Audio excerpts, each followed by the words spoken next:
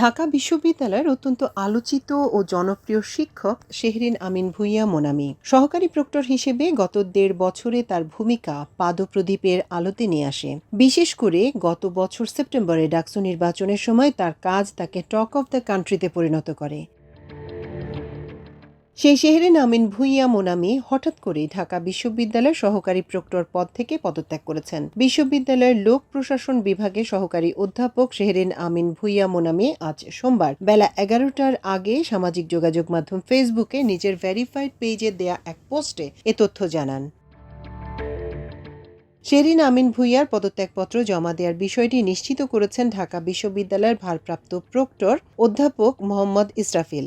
তিনি বলেন, সকালে সহকারী প্রক্টর তাকে পদত্যাগপত্র কার্যালয়ে জমা দেওয়ার কথা ফোনে জানিয়েছিলেন। তিনি একটি সভায় রয়েছেন, তাই পদত্যাগপত্রে কী কারণ উল্লেখ করা আছে তা এখনও তিনি জানেন না বলে জানান।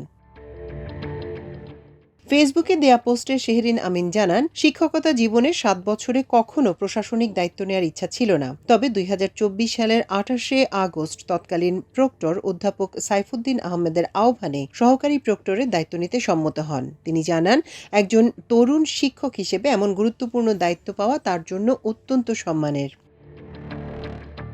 তিনি লেখেন, শিক্ষকতা পেশার ৭ বছরে কখনো এক মুহূর্তের জন্য প্রশাসনিক দায়িত্ব পালনের ইচ্ছা আমার হয়নি। বিইউপি জগন্নাথ এবং ঢাকা বিশ্ববিদ্যালয়ে থাকাকালীন কখনো ভাবিনি আমি প্রশাসনিক কোনো দায়িত্ব কখনো নেব। তবে ২৮শে আগস্ট ২০২৪-এ যখন প্রক্টর স্যার আমাকে কল দিয়ে বললেন তিনি আমাকে সহকারী প্রক্টর হিসেবে চান, আমি আসলেই অনেক এক্সাইটেড ছিলাম। আমি সামান্য লেকচারার, তার চেয়েও সামান্য একজন মানুষ।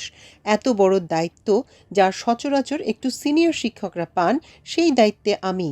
একে তো নতুন বাংলাদেশ, অনেক আশা, অনেক স্বপ্ন আমাদের সবার চোখে।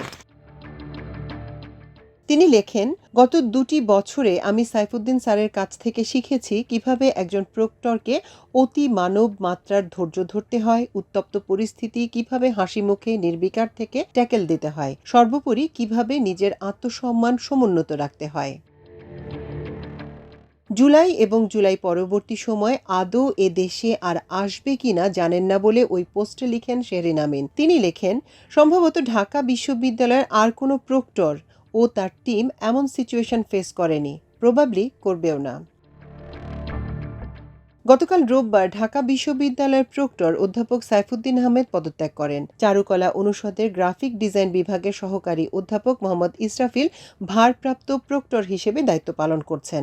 ব্যক্তিগত কারণে অধ্যাপক সাইফুদ্দিন আহমেদ পদত্যাগ করেন বলে জানান তিনি। ছাত্র জনতার অভ্যুত্থানে ২০২৪ সালের ৫ই আগস্ট আওয়ামী লীগ সরকারের পতনের পর ২৮শে আগস্ট ঢাকা বিশ্ববিদ্যালয়ের প্রক্টরের দায়িত্ব পান অধ্যাপক সাইফুদ্দিন আহমেদ। মাল্টিমিডিয়া ডেস্ক, আমার দেশ।